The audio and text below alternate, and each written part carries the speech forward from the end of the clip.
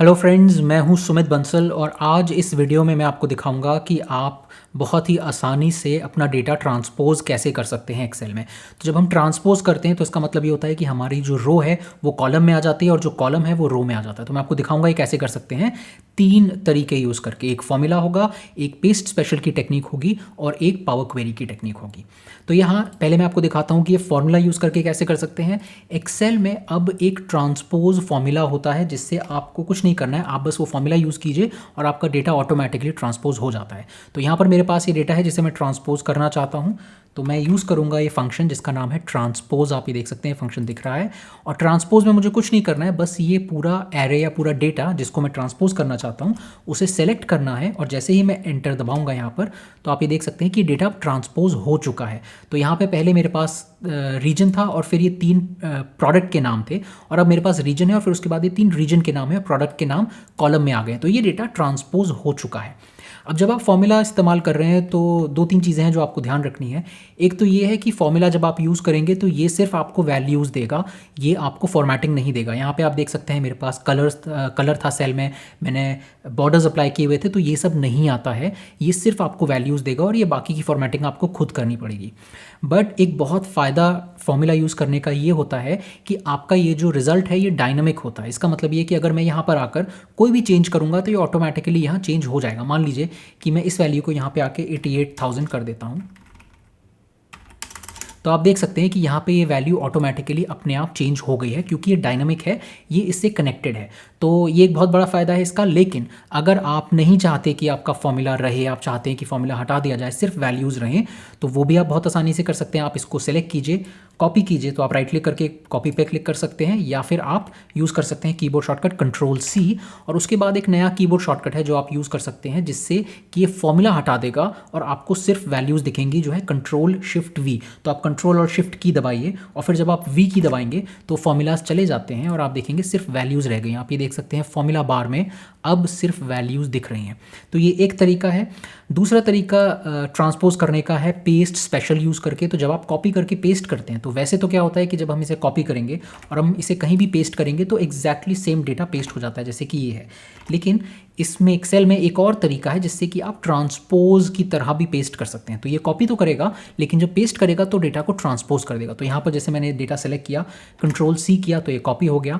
अब मुझे जहाँ ये डेटा चाहिए, ट्रांसपोज्ड वर्जन चाहिए, वहाँ मैं जाके सेल को सेलेक्ट करूँगा, वहाँ राइट क्लिक करूँगा और राइट क्लिक करने के बाद आप ये देख सकते हैं यहाँ पर मेरे पास एक ऑप्शन है ट्रांसपोज। और जब मैं उस पर हवर कर रहा हूँ, उस पर ऊपर अपना कर्सर लेकर आ रहा हूँ, तो आप देख सकते हैं कि ये मुझे ऑलरेडी प्रीव्यू दिखा रहा है पीछे कि ये डेटा जब पेस्ट हो जाएगा तो कैसा लगेगा। और अब जब मैं इस पर क्लिक कर दूंगा तो ये मेरा डेटा पेस्ट कर देता है और ये डेटा ट्रांसपोज हो चुका है। तो आप देख सकते हैं कि लैपटॉप, स्कैनर, प्रोजेक्टर जो पहले रो में थे वो अभी कॉलम में आ गए हैं और जो रीजन पहले कॉलम में था वो अब रो में आ गया है। तो इसने ट्रांसपोज कर दिया है। एक और चीज़ जो आपने आई एम श्योर नोटिस कर ली होगी कि ये साथ में फॉर्मेटिंग भी कॉपी करता है। तो ये एक फ़ायदा है कि आपका ये जो फॉर्मेटिंग है वो भी साथ में कॉपी होगी, तो आपको अलग से ये नहीं करना पड़ेगा। और क्योंकि ये फॉर्मूला नहीं है तो ये सारी स्टैटिक वैल्यूज़ हैं, तो अब ये कनेक्टेड नहीं है। अगर आप यहाँ कुछ चेंज करेंगे तो यहाँ पर ऑटोमेटिकली चेंज नहीं होगा। एक और तरीका है आप इसको करने का, तो चलिए मैं इसे डिलीट कर देता हूँ Ctrl+Z करके और ये मैं फिर से कॉपी कर लेता हूँ। एक और तरीका इसे करने का ये कि आप उस सेल पर आइए जहाँ पे आप इस डेटा को ट्रांसपोज करना चाहते हैं, राइट क्लिक कीजिए और अब इस आइकन की जगह, इस आइकन को यूज़ करने की जगह हम पेस्ट स्पेशल पर क्लिक करेंगे और जब हम पेस्ट स्पेशल पर क्लिक करते हैं तो ये paste special dialogue box open होता है। अब इस डायलॉग बॉक्स में आप के पास बहुत सारे ऑप्शंस हैं पेस्ट करने के। तो अभी जैसा मैंने आपको दिखाया कि अगर आप वो आइकन पर क्लिक करते तो वो पेस्ट करता डेटा और साथ में फॉर्मेटिंग भी करता।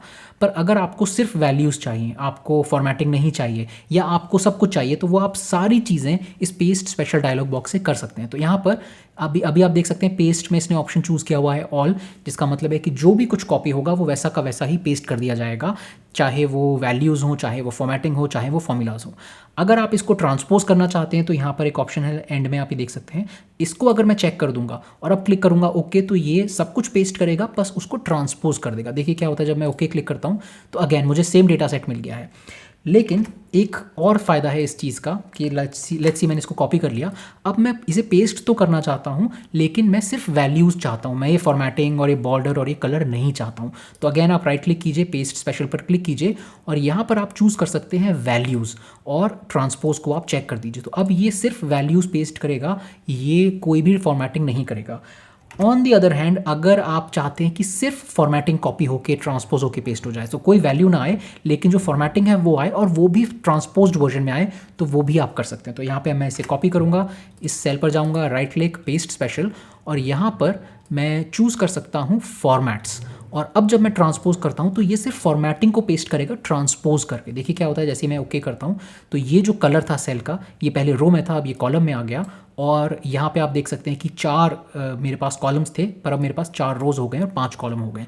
तो आप ट्रांसपोज डेटा तो कर ही सकते हैं, साथ में सिर्फ फॉर्मेटिंग भी कर सकते हैं। और अब एक फाइनल तरीका मैं आपको दिखाता हूँ पावर क्वेरी यूज़ करके। पावर क्वेरी जो है वो बहुत ही यूज़फुल है, लेकिन अगर आपको सिर्फ डेटा ट्रांसपोज करना है तो पावर क्वेरी आप यूज़ ना करें, आप फॉर्मूला या पेस्ट स्पेशल यूज़ करें। लेकिन अगर आप पावर क्वेरी एनीवे यूज़ कर ही रहे हैं अपने काम में और विद इन पावर क्वेरी आप चाहते हैं कि आपका डेटा ट्रांसपोज हो जाए, तो वो मैं आपको दिखा देता हूँ कैसे होगा। तो ये इसको पहले एक एक्सेल टेबल में कन्वर्ट कर लिया है, क्योंकि एक्सेल टेबल्स जो है वो पावर क्वेरी के साथ बहुत अच्छे से काम करती हैं। तो आप इस एक्सेल टेबल को पावर क्वेरी में बहुत आराम से ओपन कर सकते हैं। तो जब भी आप पावर क्वेरी के साथ काम कर रहे हो, ये एक बहुत अच्छा आइडिया है कि आप अपने डेटा को एक टेबल में कन्वर्ट कर लीजिए। अब इसके बाद मैं यहाँ डेटा में जाऊँगा और यहाँ मेरे पास गेट एंड ट्रांसफॉर्म का एक ग्रुप है और इसके अंदर मेरे पास एक ही ऑप्शन है from table range.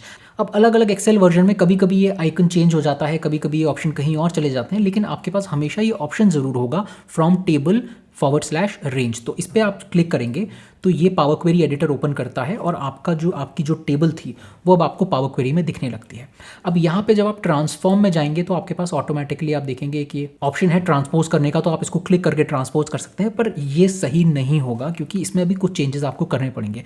The reason मैं ये कह रहा हूँ कि अगर आप यहाँ पर ट्रांसपोज पे क्लिक कर देते हैं तो ये जो पहला रो है जिसको इसने एज अ हेडर यूज़ किया हुआ है, इसको आप लूज़ कर देंगे। देखिए क्या होता है, अगर मैं यहाँ पर आकर ट्रांसपोज पर क्लिक करूँ तो इसने डेटा तो ट्रांसपोज कर दिया, लेकिन वो मेरा पहला जो हेडर था वो लूज़ हो गया। तो मैं ये नहीं चाहता, मैं चाहता हूँ कि मेरे पास रीजन, लैपटॉप, स्कैनर, प्रोजेक्टर ये भी आए ट्रांसपोज होने के बाद।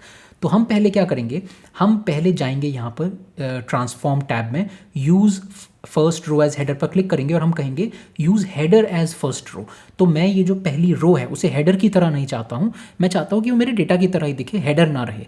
तो मैं इस पर क्लिक करूँगा तो ये क्या करता है, इसको हेडर की जगह रेगुलर रो बना देता है और हेडर कॉलम 1 कॉलम 2 करके इंसर्ट कर देता है।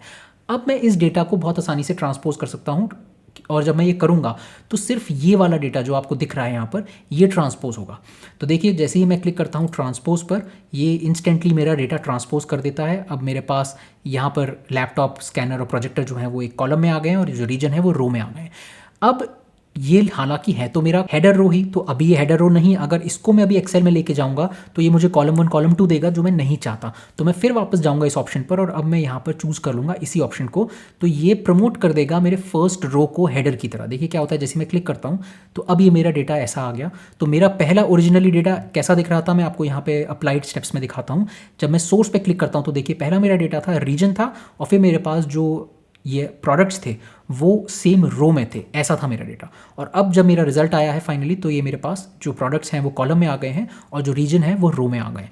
अब मैं यहाँ आ सकता हूँ होम पर और यहाँ पे क्लोज एंड लोड पे क्लिक करूँगा। तो जब मैं ये करूँगा तो ये एक्सेल में इस डेटा को लोड कर देता है, तो ये मेरा ट्रांसपोज डेटा मुझे एक्सेल में मिल जाएगा। आप चाहें तो इसको एज अ कनेक्शन भी सेव कर सकते हैं या आप इसे डेटा मॉडल में भी सेव कर सकते हैं। तो ये पावर क्वेरी का मेथड है, एक बार मैं दिखा देता हूँ आपको क्लोज एंड लोड करके। तो जैसे मैंने किया, एक नई शीट इंसर्ट होती है और अभी मेरा डेटा यहाँ आ जाता है। तो आप देख सकते हैं कि ये मेरा ओरिजिनल डेटा था जहाँ पे मेरे पास लैपटॉप, स्कैनर, प्रोजेक्टर यहाँ था, और अब ये मेरा ट्रांसपोज डेटा है जो यहाँ पे, जहाँ पे ये डेटा मेरे पास यहाँ पर है।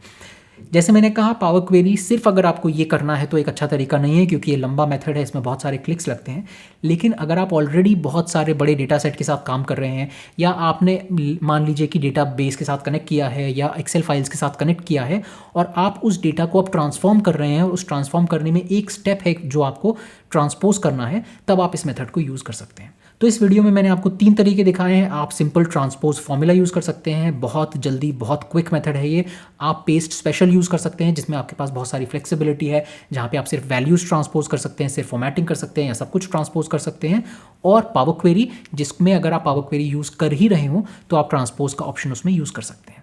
इस वीडियो में इतना ही। उम्मीद है कि आपको ये पसंद आया होगा, और अगर आपको ये वीडियोस अच्छे लग रहे हैं तो प्लीज़ इस चैनल को सब्सक्राइब कीजिए और बेल आइकन पर क्लिक कीजिए। थैंक यू, मिलते हैं नेक्स्ट वीडियो में।